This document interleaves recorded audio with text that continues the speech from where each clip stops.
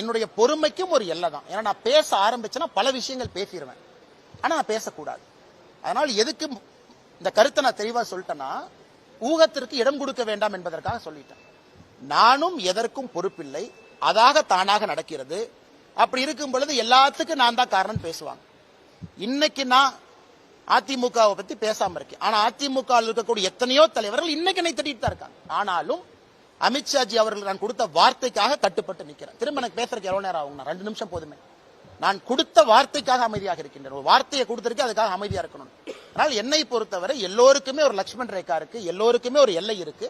அந்த எல்லையை கடக்கக்கூடாது என்று நிற்கின்றேன். காலம் வரும்போது நான் பேசுறேன். நான் எங்கே இருந்து அரசியல் வரேன்னு பாருங்க.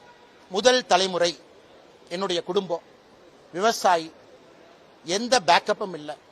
ஒரு தனி கட்சியெல்லாம் தொடங்கி நடத்த முடியும்னு நினைக்கிறீங்களா? அதனால் எனக்கு என்னுடைய உயரம் தெரியும். எனக்கு பாரத பிரதமர் நரேந்திர மோடி அவர்கள் மீது நான் வைத்திருக்கக்கூடிய நம்பிக்கை இம்மி அளவு கூட குறையாது, குறையவில்லை. எப்படி பயணம் செய்ய வேண்டும் என்று எனக்கு தெரியும். ஆனால் நான் இன்னைக்கு ஒரு முதல் தலைமுறை அரசியல்வாதியாக, விவசாயியாக நான் மாற்றத்திற்காக தொடர்ந்து போராடுறேன். சில நேரம் என்னுடைய மனசாட்சிக்கு எதிராகவும் நான் பேசுறேன். மனசாட்சி ஒன்னு சொல்லுது, வாய் ஒன்னு சொல்றேன். காரணம் தலைவர்கள் சொல்றாங்க. தலைவர்களுக்காக, சபை மரியாதைக்காக, சபை நாகரிகத்துக்காக சில இடத்துல பேச வேண்டி இருக்கு. இருந்தும் சில விஷயத்தை பொறுத்துக் கொள்ள முடியாது. பொறுத்திருந்து பார்ப்போம், நல்லது நடக்கும்.